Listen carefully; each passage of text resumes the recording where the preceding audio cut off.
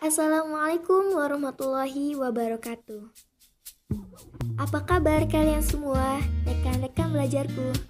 Semoga dalam keadaan yang baik dan bahagia ya. Kami dari kelompok 10 mata kuliah Pancasila. Di sini kami akan mempresentasikan tentang kritis dan isu-isu Pancasila yang berkembang.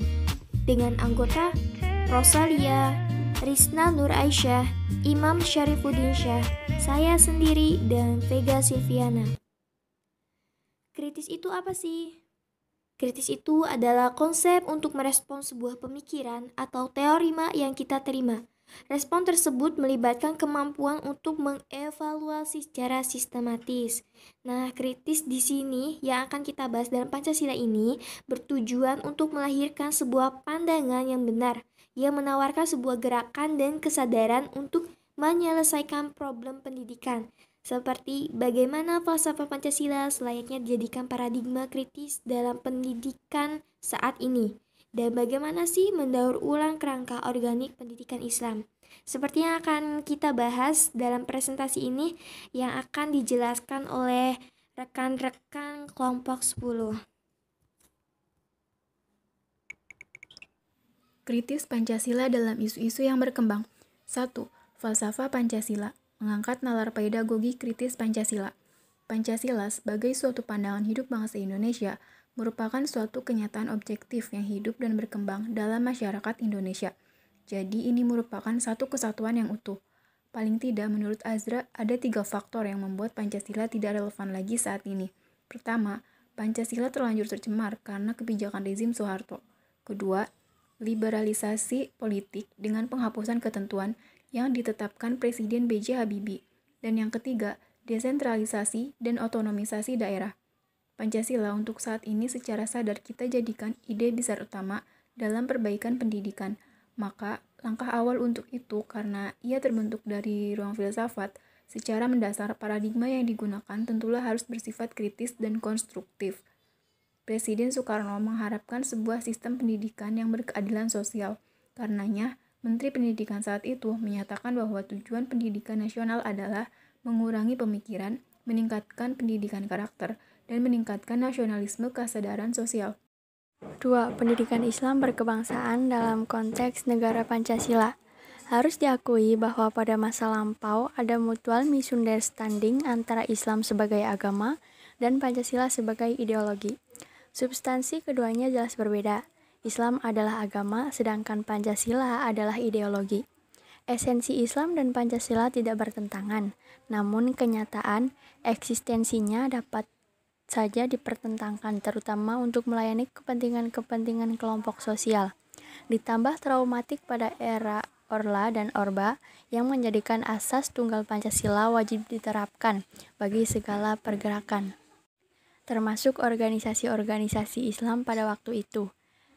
Resistensi yang muncul terhadap Pancasila dirasa wajar kiranya masih menghantui sampai saat ini. 3. Mendaur ulang kerangka organik pendidikan Islam berparadigma kritis Pancasila. Sebagai sintesis dari perdebatan panjang, produk Pancasila memiliki keharmonisasian instrumentalisme yang mengikat setiap silanya. Karenanya, dialog kelima Pancasila tidak memiliki sekat atau jurang yang memisah. Begitupun dimensi intrinsik. Pancasila ini disebut oleh Abdul Karim menetapkan titik konsentrasi dan koherensinya.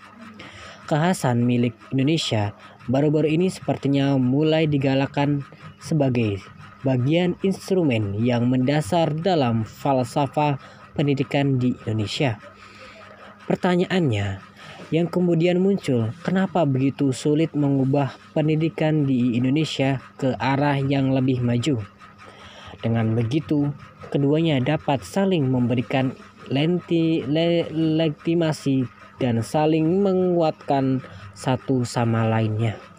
Dengan kata lain, pendidikan Islam dapat mewadahi dan menetapkan tema-tema Pancasila dengan memberikan penjelasan yang konstruktif.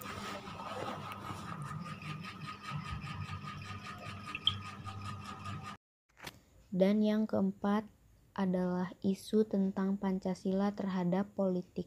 Dulu banyak pemimpin yang menggelorakan bahwa Pancasila adalah cita-cita kehidupan berbangsa dan bernegara.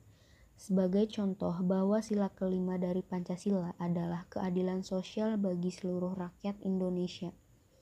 Betapa indahnya tatanan kehidupan bangsa dan negara ini manakala terwujud cita-cita yang dimaksudkan di dalam Pancasila.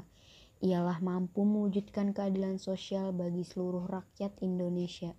Masih di kota, terdapat mobil-mobil mewah berseliweran, tetapi terdapat pula ratusan orang berdiri di pinggir jalan.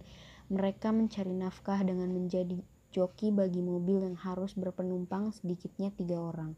Kenyataan seperti tersebut itu juga sama dengan implementasi sila pertama dalam Pancasila, yaitu ketuhanan yang Maha Esa.